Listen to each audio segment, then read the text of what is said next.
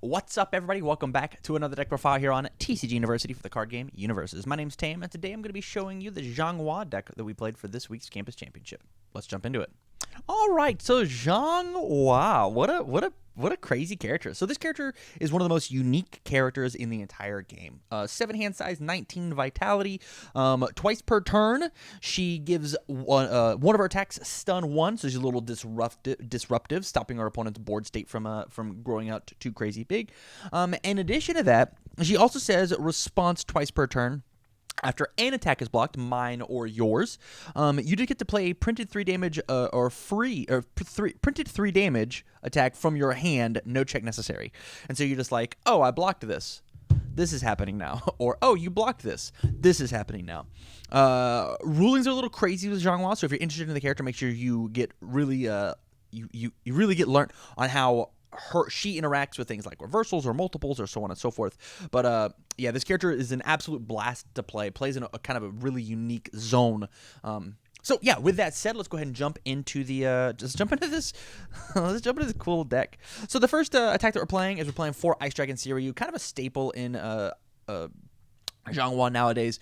Says that you freeze all of your opponent's foundations committed due to this card's stun ability. So +1 and stun 3, so 3, 4. 4 of your foundations, your opponent's foundations just don't ready during their ready step. Very, very strong. This card basically says your opponent skips a turn. It's good. It's a very good card. Up next, the main reason we're building the deck is we're playing 4 Kunai. Abuki's Kunai. This card searches for itself. You pick up another copy of itself up out of the discard pile. And so if they, let's say they block your Ice Dragon, you just play the Kunai, and then you get to just, as a free enhance, lift the next Kunai. So if they block this one, you just play this one for free. You always have fuel to respawn off your Xianghua trigger. In addition to that, it also says after a ranged attack deals damage, which all of our attacks are ranged, even the Ice Dragon, we get to discard a card, then draw a card back up. Up next, we're playing... Oh, my apologies. Up next, we are playing 4 Single Barrel. This card is just a filter draw. Hey, discard a card, draw a card, and you get to toss an additional card into their card pool. The cool thing about having only 3 damage attacks is all of our attacks are very, very fast. So that combined with my opponent, with the stun 1 on 2 of my cards, my opponent's going to be committing a ton of resources in order to make blocks happen. And so with this existing inside of the deck, we are forcing them to maybe fail some of these later on in the turn.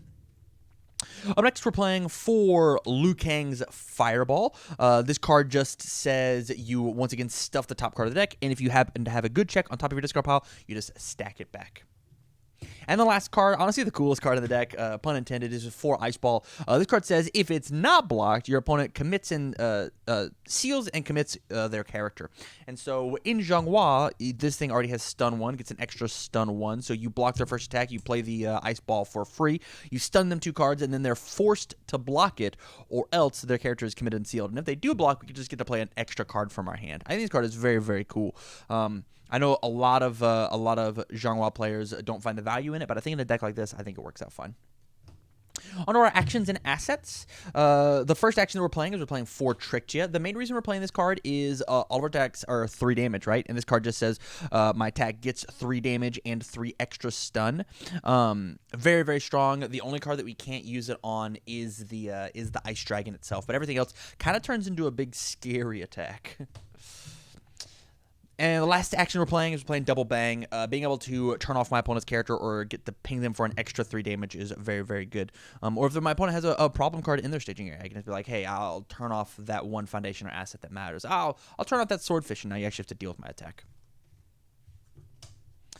Up next, onto our assets, we're playing triple Krita Yuga. It's kind of the staple card in Xianghua. If you wanted to, you could easily find room for a 4th one of these. Your attack get +2 to their stun rating twice per turn, so at least stun 3 on everything. Xianghua plus Krita plus Ice Dragon means that they just don't get to ready in any of their cards. It truly is, no matter where they are in the game, it's just skip a turn. Just like committing and freezing 6 foundations, it's insane. And then if your attack is a printed damage of 3, you get to ready a foundation that's not been ready this turn, and your attack gets 3 damage. And so you just get to like keep continuing to play cool cards. This card's absolutely insane. And the last asset we're playing is double fiddlesticks. Because of the fact that I get such a bonus off of blocking these attacks, a lot of times my opponent will just let these little 3 damage attacks through, and fiddlesticks lets me make sure that I can keep foundations or keep cards in my hand, whether to stack from my momentum and then draw. I mean, being able to redraw Ice Dragon every turn is just like really scary. But being able to like constantly poke them with these 3 damage attacks, eventually we will get through. Onto our foundations. The first aggressive foundation we're playing is for Maternal Swordsmanship. It's the same ability of Krita Yuga, but instead of +3 damage, it is 2 speed or 2 damage, and I get to also ready a foundation on a flip cost. And then we are playing for the Ridding the World of Outsiders. So as long as I can commit this card, my next one gets +2/+2. I will block and then automatically play one with Xianghua, only making 1 check for the block, and then my +2/+2 gets applied. This combined with Maternal, combined with Krita Yuga, takes my little 3 damage attacks and makes them actually scary. Up next, we're playing A Son's Love. First form, just commit, become an 8-hander. If they decide to take an extra momentum, I'll become a 9-hander. Which a 9-hander, Xianghua seems like the scariest thing in the whole wide planet. They will not be grabbing that momentum. There's no way. If they do, they're crazy. And double Quest for the Hero Sword is our last flow card. I can add any of my attacks except for Ice Dragon up to my hand by committing and then flipping, and then it is a obvious target for my Krita Yuga to ready back up. On to some defense. We are playing for Toughest Punk in Junior High. This card just says, before I would take damage from an attack, I get to reduce the damage I would take by 3, stretching up my 19 vitality. This feels really good on a half block. If they hit me with a 6 damage attack, they've got their own Ice Dragon, right? There it is. I would normally, on a half block, take 3 from this. I can just respond Toughest Punk, flip it, and then take 0, and then sling my own attack back at them. Kind of in a similar vein, we're playing for Future Poolside Date. We're not really using the bottom enhance of discard the card for minus speed because it would be only -1 speed. But there are plenty of times where I just have this card on top of my discard pile and I'll gain my 2 vitality back. So Toughest Punk in combination with Future Poolside Date is just like a really, really good combo to save Xianghua from dying too quick. For speed for real, though, we do have double his Gift of Immortal Blood. Discard 1 of our cool momentum. My opponent's attack gets -5 speed. That's so much. And only playable if they have at least 1 momentum, which Gift can give them. You're welcome. And then the last defensive foundation that we're playing for Energy Charge. We don't even necessarily care about the response on this card. I don't even believe, if I remember right, we're not even playing any combo cards. But being able to just block with this card for free, -2 speed, and then this card ignores progressive difficulty very late in my chain. Because of the fact that I can just play cards without them counting, sometimes I can have 3, 4, 5, 6 cards into my card pool, and Energy Charge just lets me play some really good blocks late into the turn. On to some disruption. We're playing for Manifestation. Anytime this card would be committed, or I commit it due to an effect, or excuse me, due to a cost, my opponent commits an additional resource, just helping out with that stun a little bit. I'm allowed to stun you. You're not allowed to stun me.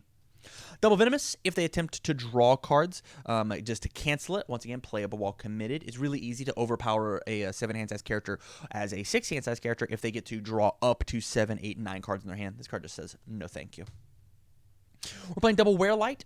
It basically turns off one of their attacks. You pick an enhance that they are not allowed to play in their staging area, and you say you have to play that one next. Since they don't meet the cost requirements of that card, whether it be like a first enhance and they've already played one, or a committed foundation and their ability is not playable while committed, they're forced to pass on their enhance. I will pass on my enhance, and then I will go to blocks, easy block with Xianghua, and then punish them for it.